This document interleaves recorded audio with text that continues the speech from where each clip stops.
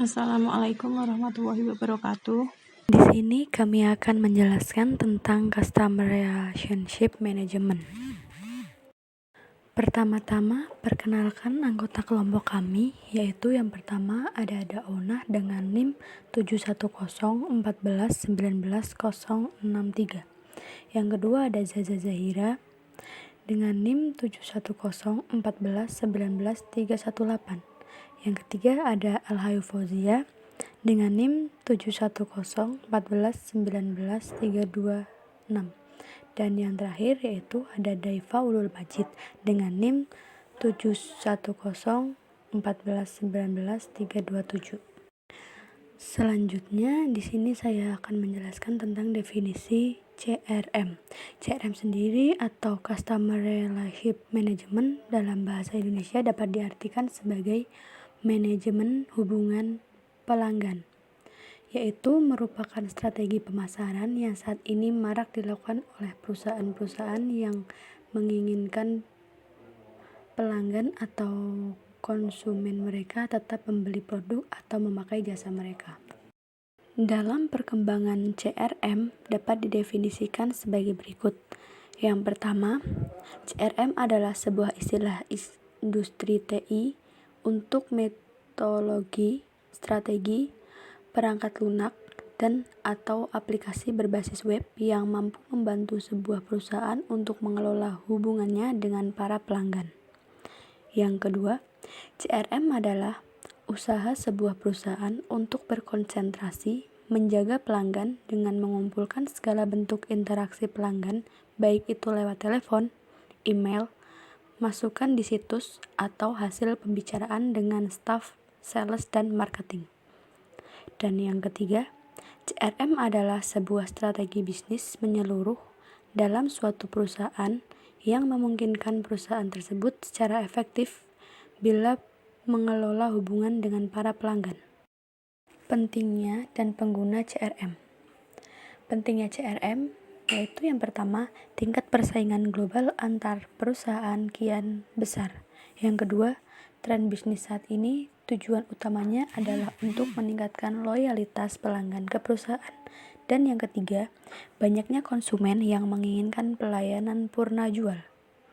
Pengguna CRM yaitu bisa dari perusahaan atau bidang usaha berskala kecil sampai ke perusahaan berskala besar. Selanjutnya ada prinsip dasar dan tujuan CRM. Prinsip dasar CRM yaitu mengambil data input berupa data profil dari semua pelanggan dan memberikan informasi yang sesuai kepada klien berupa informasi tentang customer history, kebutuhan-kebutuhan pasar, dan isu-isu lain seputar perkembangan pasar.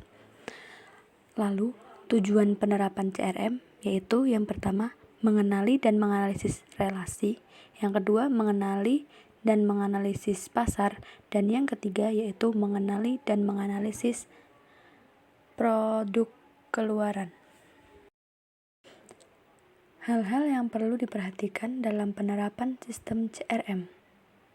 Adapun yaitu sasaran yang ingin dicapai bersifat jangka panjang, lalu sesuai dengan sasaran yang telah ditentukan perusahaan. Lalu, hasil yang dicapai dapat menjadi sasaran kunci bagi bisnis perusahaan. Selanjutnya yaitu penerapan CRM dapat mengurangi biaya perusahaan secara keseluruhan dan nilai resiko akibat penerapan CRM. Cara membuat CRM berhasil. Adapun cara-cara untuk membuat CRM berhasil yaitu yang pertama, perencanaan bisnis yang matang. Yang kedua, mendefinisikan tujuan dan sasaran dari penerapan CRM. Yang ketiga, menentukan batasan-batasan dari CRM menurut strategi yang ditetapkan. Yang keempat, menentukan parameter dan standar pengukur keberhasilan penerapan CRM. Dan yang terakhir, menentukan standar aturan penanganan strategi berdasarkan informasi dari sistem CRM seperti perubahan, perbaikan, dan pemantapan strategi. Manfaat CRM. Yang pertama yaitu jumlah konsumen bertambah. Yang kedua, mengetahui tingkat kepemilikan perusahaan pada konsumen. Yang ketiga, mengetahui kebutuhan konsumen pada masa yang akan datang. Yang keempat, mengetahui ketidaknormalan pada setiap aktivitas transaksi. Yang kelima yaitu mengetahui perbaikan yang harus dilakukan pada servis yang diberikan pada konsumen. Dan yang keenam, mampu menganalisis pola transaksi. Dan yang terakhir, mengurangi resiko operasional. Kendala CRM. Yang pertama, pada aplikasi TI, terbuangnya fitur atau kelebihan-kelebihan yang ditawarkan TI dengan percuma. Yang kedua, hubungan dengan pelanggan tetap transaksional. Yang ketiga, tidak ada peningkatan efisiensi. Yang keempat, staff sales dan marketing masih saling menyembunyikan data. Dan yang terakhir, keuntungan perusahaan masih stagnan. Elemen-elemen dalam mengimplementasikan CRM. Pemasaran dapat dilakukan secara otomatisasi tanpa perlu bertransaksi langsung antara customer dengan produsen, atau cara pembayaran yang tidak perlu langsung membawa uang cash. Yang pertama yaitu implementasi CRM adalah pusat pengumpulan customer history. Yang kedua, pusat pelayanan.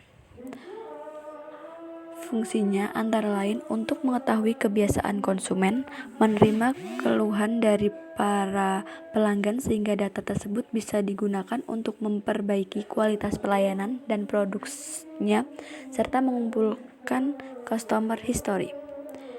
Yang ketiga yaitu gudang data. Informasi terkait pelanggan harus dilakukan dalam satu sistem terpadu. Hasil analisis harus mampu menampilkan petunjuk-petunjuk tertentu tentang pelanggan sehingga staf penjualan dan marketing mampu melakukan kampanye terfokus terhadap grup pelanggan tertentu. Nantinya, gudang data ini juga harus mampu menaikkan volume penjualan.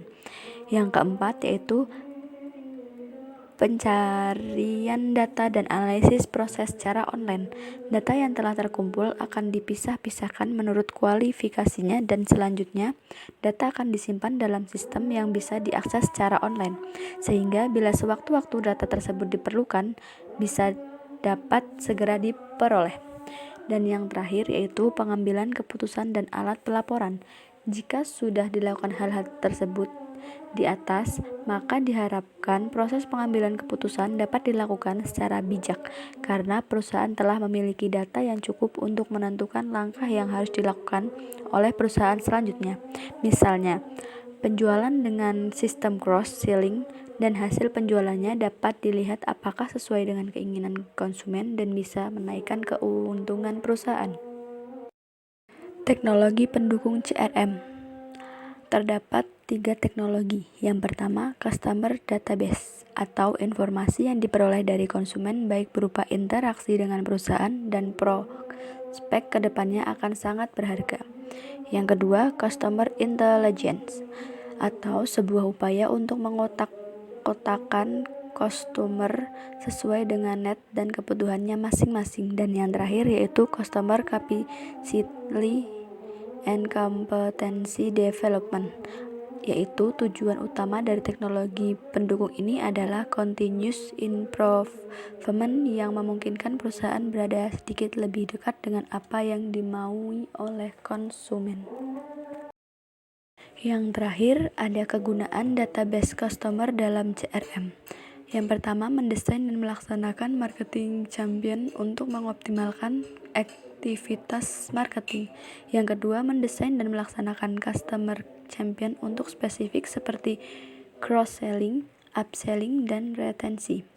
Yang ketiga, menilai respon customer terhadap produk dan level service, misalnya seperti kenaikan harga, new product development, dan lainnya. Yang keempat, mengambil keputusan manajemen seperti forecasting financial dan customer profitability analysis. Dan yang terakhir, prediksi terhadap level defect yang tak diinginkan customer. Sekian penjelasan dari kelompok kami. Terima kasih.